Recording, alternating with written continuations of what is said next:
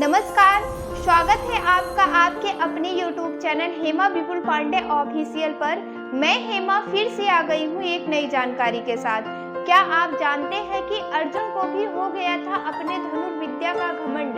आज के इस वीडियो में हम आपको इसी घटनाक्रम से रूबरू कराने वाले हैं और इसी वीडियो में यह भी बताएंगे कि हनुमान जी को कैसे किया गया महाभारत में शामिल।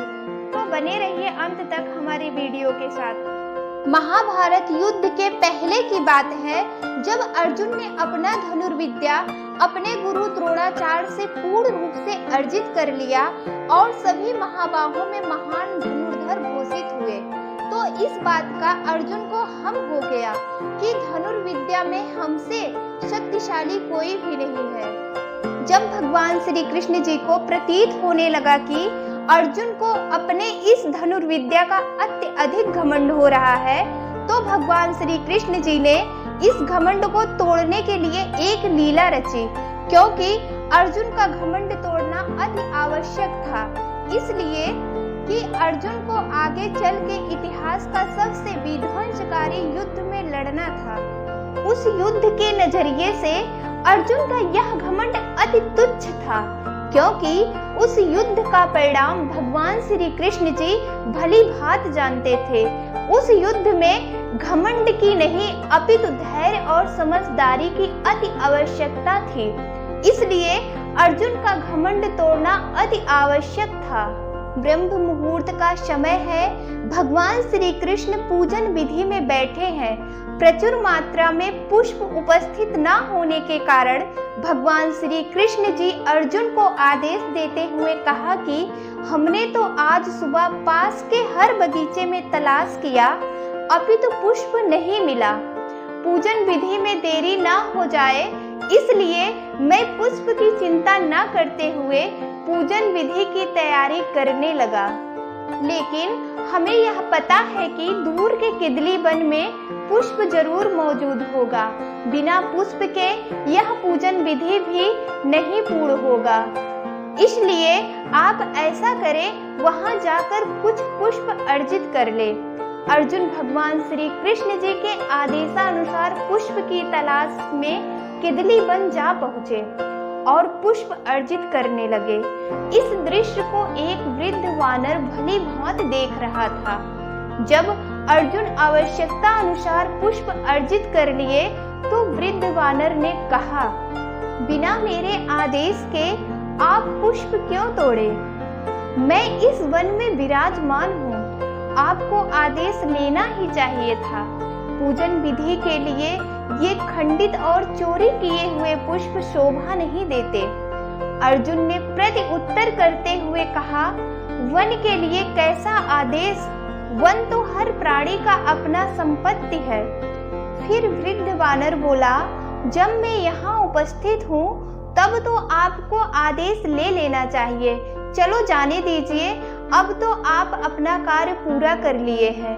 बस इतना बता दीजिए कि किस महानुभाव के आदेश से आप इस वन में पुष्प अर्जित करने आए थे?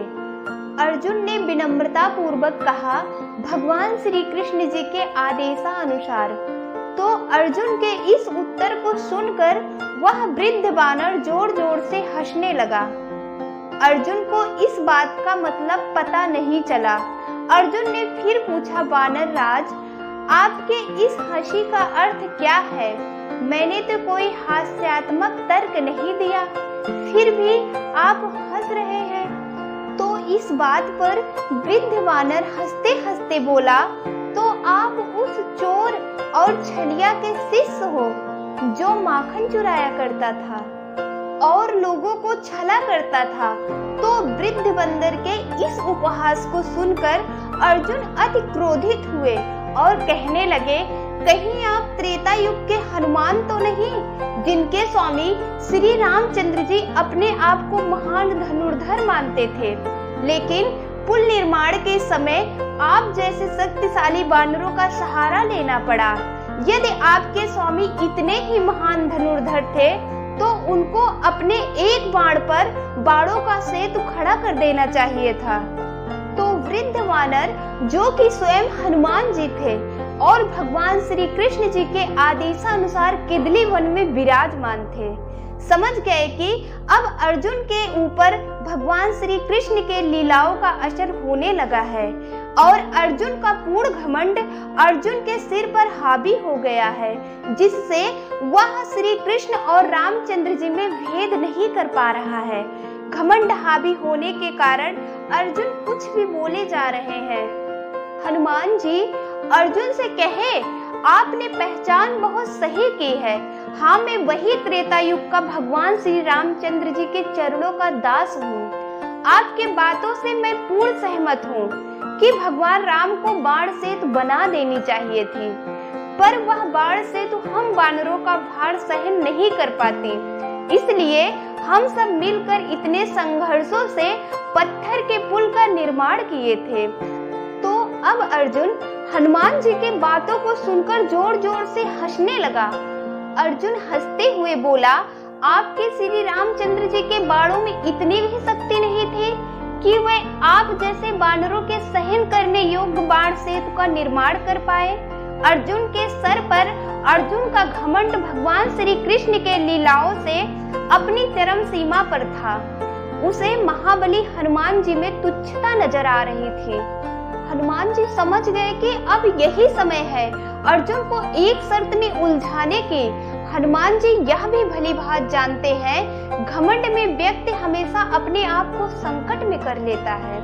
तो हनुमान जी ने अर्जुन से कहा कि ऐसी कोई बात नहीं है, आप केवल हमें देखकर अनुमान लगा रहे हैं। उस समय हमसे भी भारी वानर वहां मौजूद थे, जिसका भार वाण सेतु सहन ना कर पाता, इसलिए प्रभु श्री रामचंद्र जी ने पुल का निर्माण कराया। परंतु हमें यह स्पष्ट नहीं हुआ कि आप भगवान रामचंद्र जी के धनुर्विद्या की शक्ति सेतु निर्माण के लिए ना करने वाली घटना बताकर कहना क्या चाहते हैं। क्या भगवान श्री रामचंद्र जी महान धनुर्धारी नहीं थे? अगर आपको ऐसा कोई संदेह है कि भगवान रामचंद्र जी के द्वारा बनाए गए बाण सेतु हमारा भार सहन ना कर पाता, तो आप ही अपने बाणों से एक बाण सेतु का निर्माण करिए और प्रत्यक्ष देख लीजिए मैं सत्य कह रहा हूँ या असत्य। अर्जुन ने हनुमान जी के इस वचन को स्वीकार करते हुए कहा कि मैं बाण सेतु का तो निर्माण कर दूंगा, परंतु हमारे द्वारा बनाए गए बाण सेतु आपका भार सहन कर लेगा तो हम आपको जो वचन देंगे उस वचन का पालन करना पड़ेगा, और यदि हमारे द्वारा बनाया गया यह बाण सेतु आपका भार सहन न कर पाया तो मैं अपने आप को अग्नि में समाहित कर लूंगा। हनुमान जी अर्जुन के ऐसे वचन को सुनकर थोड़ा सा अचंभित हुए, फिर विचार किए, चलो प्रभु श्री कृष्ण जी हैं, इसका कुछ न कुछ तोड़ निकाल ही लेंगे। हनुमान जी ने शर्त को स्वीकार कर लिया। अर्जुन अपना धनुष निकाले और एक ही बाण पे एक मजबूत बाण सेतु का पुल खड़ा कर दिया और हनुमान जी को आदेश दिया, अब आप जाइए, हमारे द्वारा बनाए गए पुल की मजबूती का अनुभव कीजिए। हनुमान जी मुस्कुराते हुए कहे, अवश्य। हनुमान जी जैसे ही पुल पर चढ़े, पुल टूटकर पातालपुरी सिधार गया। अर्जुन को अपने नेत्रों पर विश्वास ही नहीं हो रहा था। अर्जुन ने विचार किया, अब तो हमारा शरीरांत निश्चित है। अर्जुन अपने कहे हुए वचन के अनुसार लकड़ियां इकट्ठा करने लगा। हनुमान जी ने भगवान श्री कृष्ण से मन ही मन आग्रह किया, प्रभु अब आप ही कुछ करिए, आपके लीला के अनुसार कार्य तो हो गया, लेकिन अब आपकी अर्जुन को बड़ी ही आवश्यकता है। हनुमान जी के इस आग्रह को सुनकर भगवान श्री कृष्ण वहां पर एक ब्राह्मण के वेश में आ गए और अर्जुन से बोले, हे महानुभाव, आप ये क्या करने जा रहे हैं? अर्जुन ने ब्राह्मण को संपूर्ण घटना बताया। ब्राह्मण जी ने कहा कि आप हमारे एक प्रश्न का जवाब दीजिए, फिर जो मन चाहे करना। अर्जुन ने कहा, ठीक है, पूछिए। ब्राह्मण बोला, जब दो प्रतिद्वंदी के बीच चुनौती होती है तो उसमें तीसरा व्यक्ति निर्णायक के रूप में होना आवश्यक है कि नहीं? ब्राह्मण ने कहा, यह चुनौती मूर्खतापूर्ण मानी जाएगी, इसलिए यह चुनौती दोबारा ली जाए और न्यायाधीश के रूप में मैं कार्यरत रहूंगा। अर्जुन ने ब्राह्मण के वचनानुसार फिर से एक वाण सेतु बनाया और अब जब हनुमान जी वाण सेतु पर चढ़े तो इस बार वाण सेतु टूटा ही नहीं। हनुमान जी समझ गए कि इस बार स्वयं प्रभु ने इस पुल का संरक्षण किया है। अर्जुन इस बार बहुत प्रसन्न हुए और हनुमान जी से बोले, अब तो हमारे वचनों का पालन करना होगा आपको। इतने में भगवान श्री कृष्ण जी अपने वास्तविक रूप में आ गए और कहे, हे अर्जुन, आज जो घटनाएं आपके साथ घटित हुई है ये तुम्हारे घमंड के कारण हुई है। इस बार भी सेतु टूटने से ना बचती, परंतु पुल को संरक्षित कर लिया गया। अर्जुन को अब भली भांत भगवान श्री कृष्ण के लीलाओं का आभास हो गया। अर्जुन समझ गए कि हमें अत्यधिक घमंड हो गया था और घमंड का परिणाम ठीक नहीं होता। और भगवान श्री कृष्ण ने कहा, रही बात हनुमान जी को अपने वचनों की पालन कराने की, तो यह कार्य समय आने पर किया जाएगा। भगवान श्री कृष्ण इस समय महाभारत की बात कर रहे हैं। जब महाभारत का युद्ध होगा तो हनुमान जी को अर्जुन के रथ रक्षक के रूप में महाभारत में शामिल किया जाएगा और ऐसा ही हुआ। भगवान श्री कृष्ण जी को आप लीलाओं के स्वामी भी कह सकते हैं, क्योंकि जब भगवान श्री कृष्ण जी अपने भक्त या शिष्य को अपने मार्ग से डगमगाता हुआ देखते हैं तो अपने लीलाओं के माध्यम से उनका मार्गदर्शन करते हैं। ऐसे ही आज के इस वीडियो में भगवान श्री कृष्ण के इस लीला से अर्जुन को मार्गदर्शन मिला और युद्ध में रथ रक्षक के रूप में महाबली हनुमान जी मिले। आपने हमें बहुत धैर्य पूर्वक सुना, आपका हृदय से आभार। वीडियो अच्छा लगा हो तो लाइक शेयर जरूर करें। चैनल पर नए हो तो प्लीज मेरे YouTube चैनल को सब्सक्राइब करें।